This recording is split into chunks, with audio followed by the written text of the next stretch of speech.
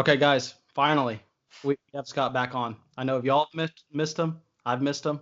Finally, some real dynasty analysis here. Y'all don't just get to hear me ramble about nothing for 15 minutes or however long. Now we get some actionable takes, some good information. Scott, how are you doing today after not being on the channel for quite a while now?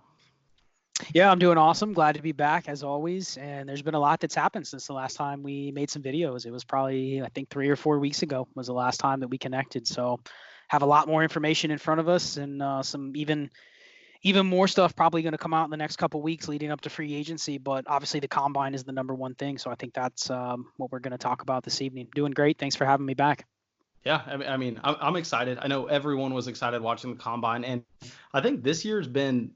I think we had more like risers this year after the combine than fallers compared to years past, because I remember every draft class from the past like 3 years. I think there have been a lot of players that kind of just fell down draft boards like rocks after just putting up disappointing performances at the combine. But how many?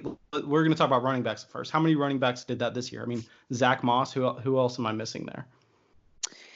I mean, I think that the biggest thing that my takeaway from the combine with the running backs was more just cemented what I think has turned into be, and I know I'm going to get some comments. I know I might get a little bit of hate on this, and people may end up being right and I may end up being wrong. But I think what this did was this cemented a couple of the guys that we thought were going to be in the top tier from the get-go, cemented their place in the top tier. But I think it also has kind of exposed this running back class. And you guys know from last year, we talked about, gosh, this even goes back to before, this time last year.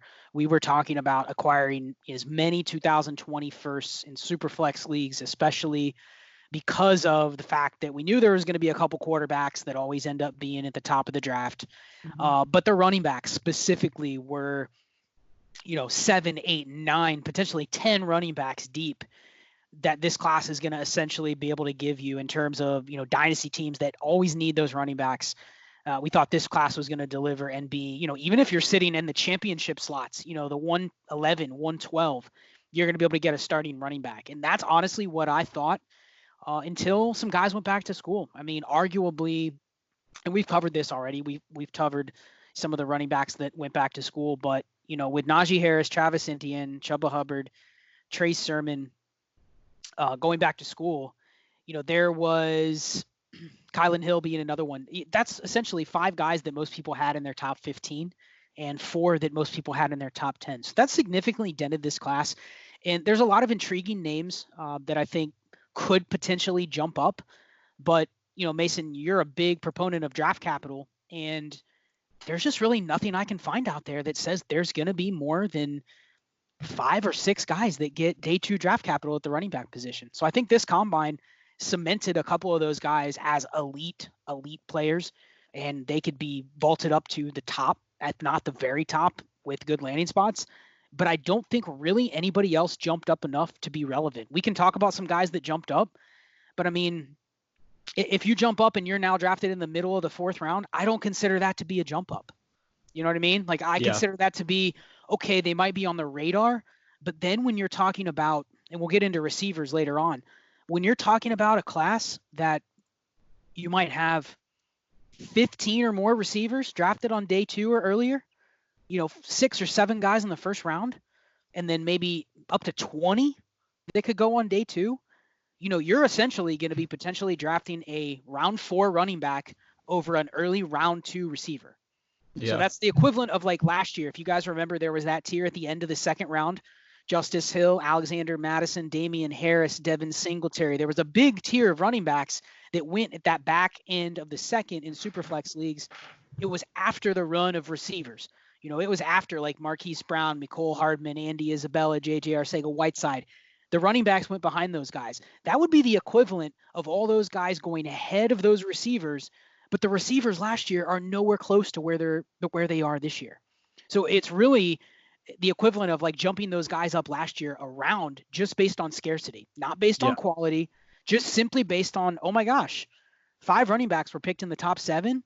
There's no other running back to pick. So if I need a running back, I'm going to forcibly push guys up which is just going to put insane value on some of the quarterbacks and some of the receivers. So that was my takeaway. We can get into specific players, but I just think this running back class, unless somebody surprises us and gets drafted, early round 3 or something like that, I'm just really not that impressed with the class. There's going to be a couple guys that emerge, but I have no clue who they're going to be.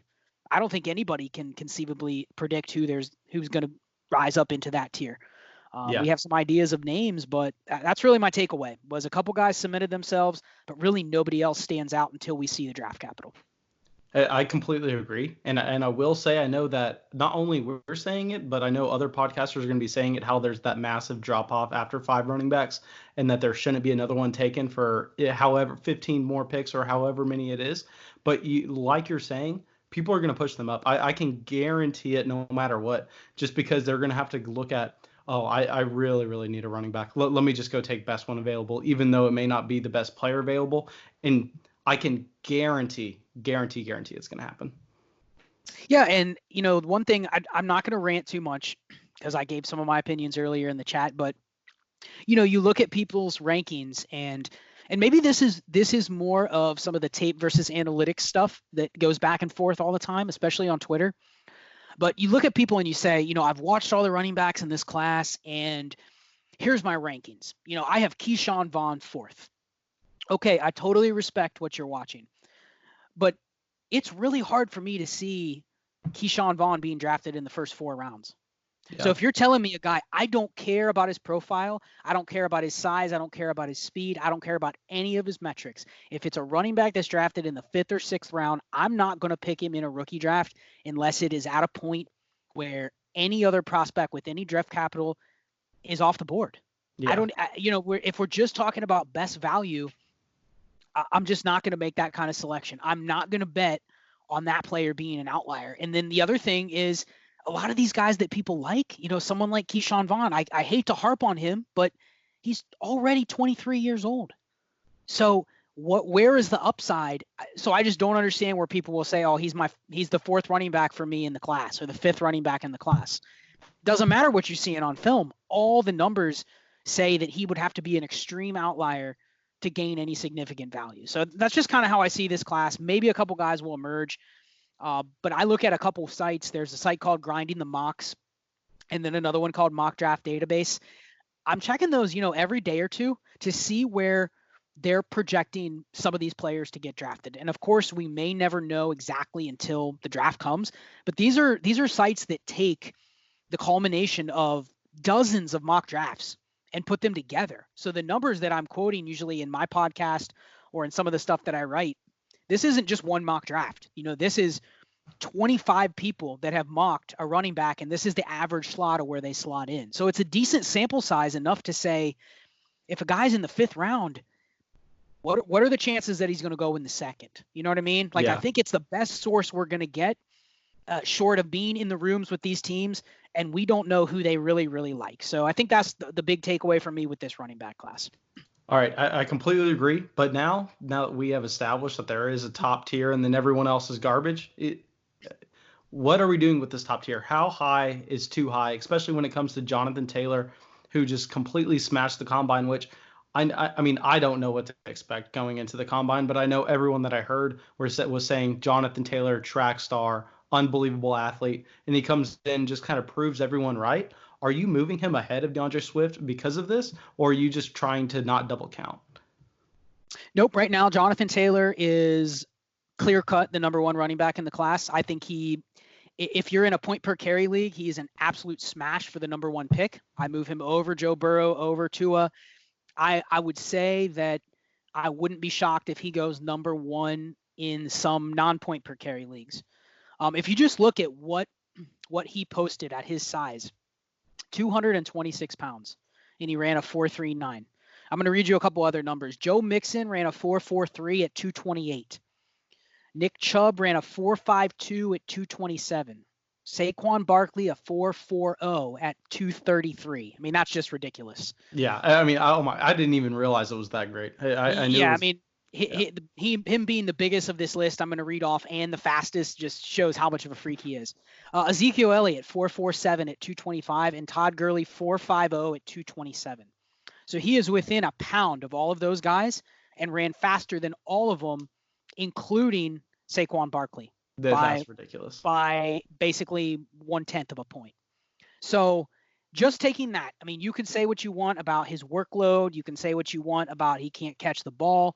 Just taking that, I'm enough to put him over the other guys just based on that profile. And, even if he isn't the first running back off the board, I can still see Swift getting drafted over him because I think he may be seen as more of a weapon versus I think Taylor's probably seen as more of just a bell cow running back that isn't ever going to be an elite pass catcher. But we don't care about that for Dynasty. For Dynasty, we care about, if you can turn Jonathan Taylor into any of those guys I named at their peak, any of those guys, whether it's now or in the past, you could have gotten any quarterback you wanted for those guys, especially any quarterback that wasn't, Patrick Mahomes, Lamar Jackson. You could get any, and I don't think Tua or Burrow is necessarily ever going to be like a top 2 or 3 dynasty quarterback. You know what I mean? Like they would literally have to be a Mahomes outlier to get to that level. I can see them being a Baker Mayfield or a Carson Wentz or even maybe like a Russell Wilson, but I don't ever see them being like the consensus number 1 or 2 quarterback. Yeah. So, I know people will say that's crazy to take a running back over a quarterback, especially 2 guys that go in the top 2 or 3 of the draft. But man, if you hit on Taylor and those numbers make me think, especially if he goes to an even semi-decent landing spot, you'll be able to turn around and trade him in a year at like Nick Chubb, Joe Mixon level at the minimum, if not like Zeke, Gurley, Barkley type level. What are you thinking about his value right now? Because I know Saquon Barkley's rookie or Saquon was being taken at the end of the first round of startups. Are you sliding in Jonathan Taylor to that Joe Mixon level right now? No, I wouldn't. I think you probably would still have to give up a little bit more than the 101 to get like Mixon, Chubb, Kamara, Dalvin Cook, that type of level player. But if you had one of those guys and maybe you had a rebuilding team, would it be crazy for you, if you were this convicted on Jonathan Taylor, would it be crazy for you to trade, Ezekiel Elliott for Jonathan Taylor and maybe a 2021 second or something like that? I mean, you may be getting a little bit less on value, but again, these running backs move in and out of value tiers very quickly. Especially Elliott, if you make that Zeke deal a year from now, if Jonathan Taylor hits like you're saying, he's going to be worth more than Zeke easily. Yeah. I mean, I would slot right now, if you made me rank, I don't do rankings. I always operate just based on league value and the economy in your specific league.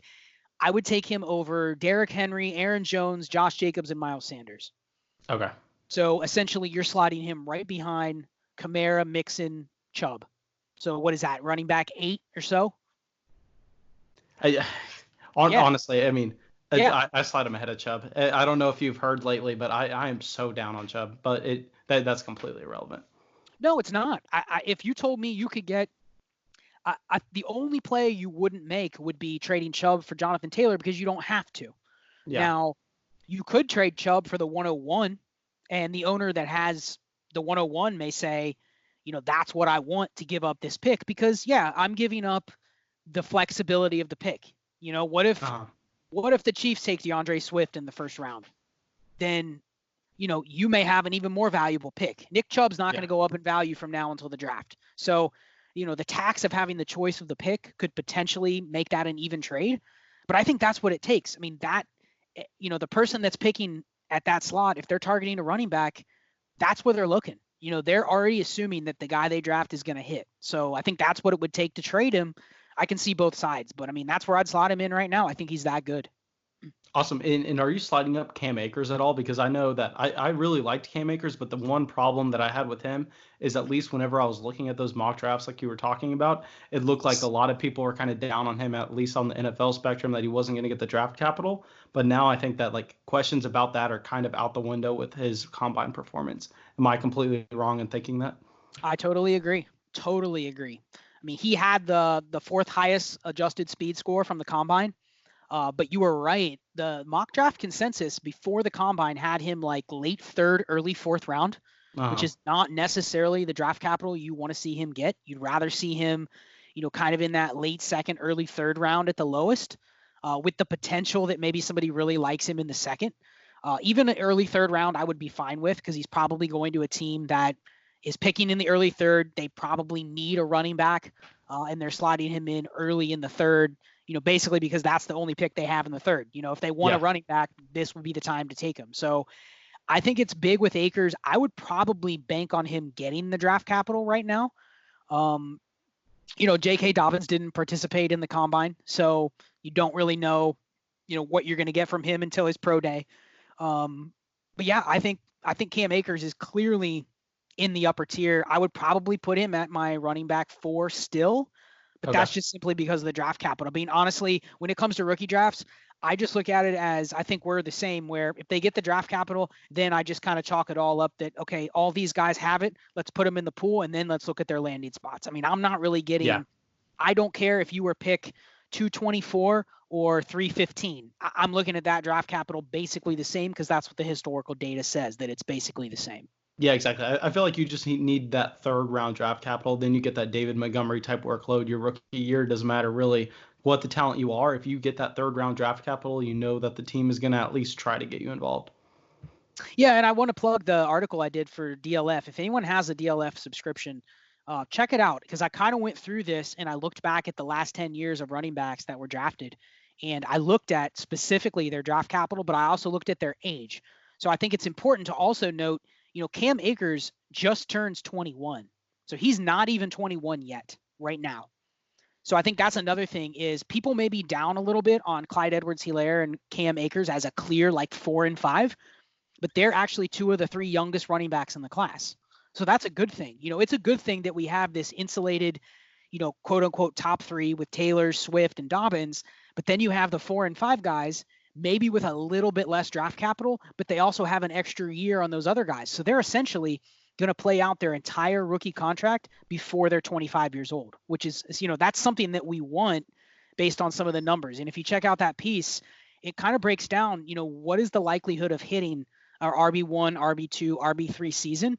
And once you get to age 25, regardless of your draft capital, it actually goes down. It's one of the reasons why I'm kind of down on Leonard Fournette, just because he's already 25. And even though he was a first round pick and he should have a lot of opportunity, he's a guy that I could see definitely regressing based on the fact he was a little bit of an older prospect.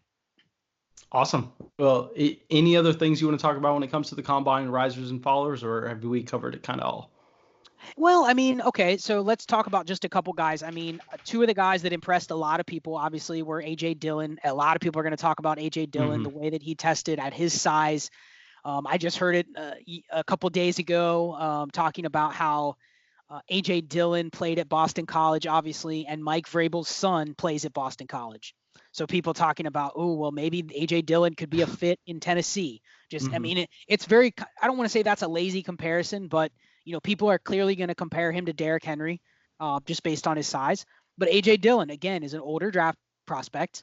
And, for him, I will consider him in drafts, but he has to get the draft capital. And, we'll see where he goes. I really like Anthony McFarland, but same thing.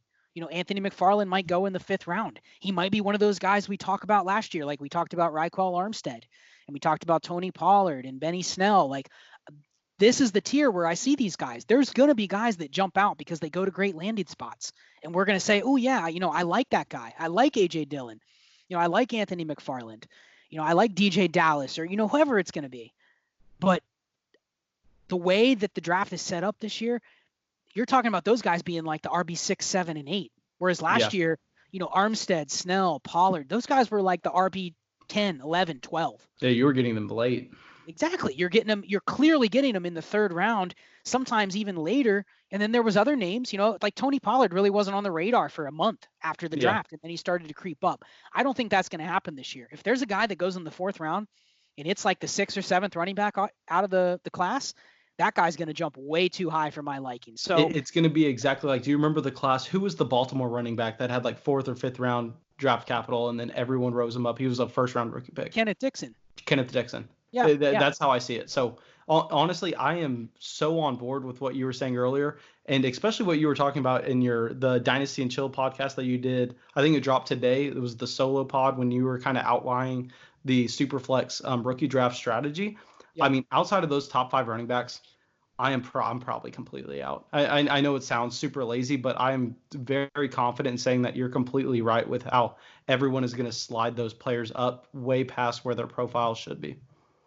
Yeah, I mean, and the biggest challenge is, I know we play in a lot of leagues that are they're point per carry leagues. Yeah. So the question is, okay, if AJ Dillon or Zach Moss gets picked in the middle to late fourth round of the NFL draft, how high do you move them up? Because clearly we would rather take running backs in that format.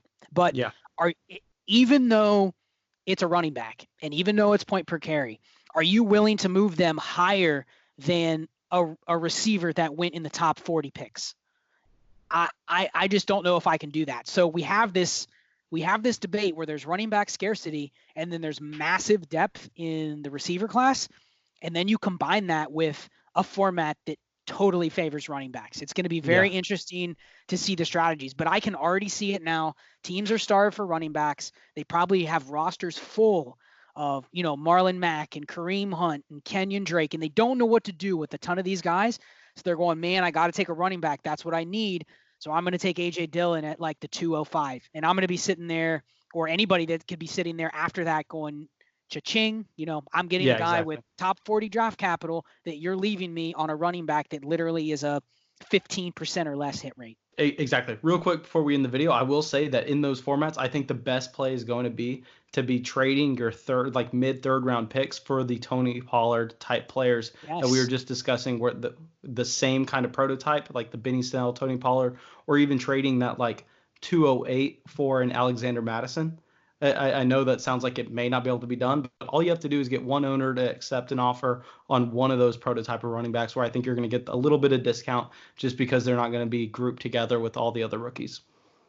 Yeah, totally. And the same thing goes with if you're picking in the early second to mid second round range, that's going to be a range where you don't want to take running backs. So Yeah. what's the next best way to turn those picks into running backs? It is not to reach in the draft. It is to go out there and shop the picks. I would rather trade for Marlon Mack or James Conner or even like Ronald Jones. I'd rather trade for them than reach on a running back who had fifth round draft capital, but maybe I liked him before the draft. I'd much rather see what's out there, shop the pick. Teams are all, I don't know about you, but I've seen in my leagues, everyone in the last 2 months has been desperately trying to trade those running back twos and lower. So, Yeah. maybe wait till after free agency. If you're sitting on these like mid to late second round picks, that's receiver range. It's not running back range. Go out and shop them. See what running backs you can get. You might be surprised.